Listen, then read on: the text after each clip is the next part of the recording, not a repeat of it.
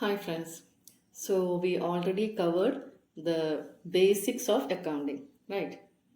We have done an overview of accounting, then accounting process, basic concepts, conventions, classification of accounts, and the entry, that is two systems of accounting.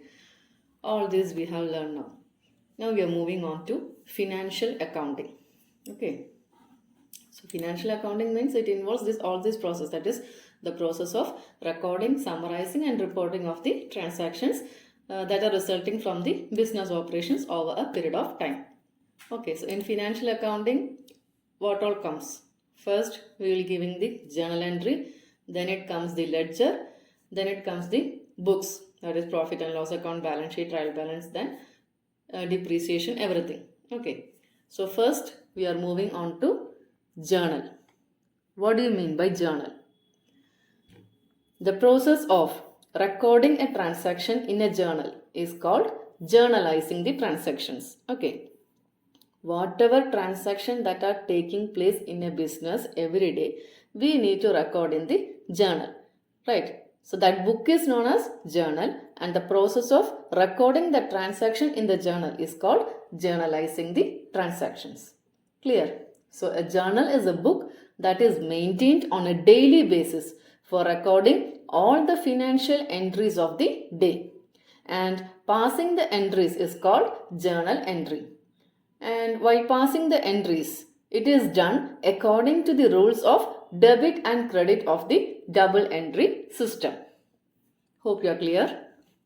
Now, what is the format of journal? There are 5 columns in a journal. First column, it represents the date of transaction. Okay.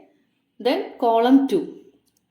Column 2, there will be 3 lines. First line represents the name of account to be debited.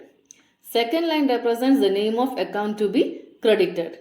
And line 3, that is for the narration of the transaction. So what do you mean by narration? What is the transaction actually done? That we will explain. That is the narration. Understood? The next column 3, that is ledger folio. What do you mean by ledger folio?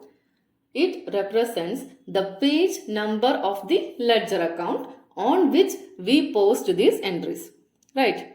In the ledger account, in which page we are posting these entries, that page number we will be giving. That is the ledger folio number. Okay. Then column 4 represents the amounts to be debited, and column 5 is for the amounts to be credited. So this is the format of journal.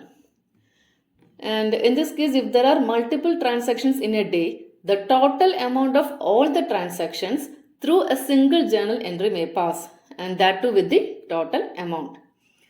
So, and one more thing, if debit or credit entry is same and the corresponding entry is different, so then we can post a combined entry for the same. That is, the credit account will be same, but the debit accounts will be different. So those 2 or 3 debit accounts we can credit to the same credit account. So one credit entry will be there and more than one debit entries will be there. Or in other case, one debit entry will be there and more than one credit accounts will be there. So that is known as compound entry. For example, if 2 accounts are debited, that is any 2 accounts, you can assume, and that 2 accounts we will debit it. That is X account debtor, Y account debtor. To the credit account will be the same. That is a Z account. Then we will give the narration. Understood? So that is all about journal. And in next class, we will learn the analysis and treatment of different types of transactions. That is, in journal, we will be coming across various types of accounts and how we will analyze and treat those accounts. That we will study in the next class.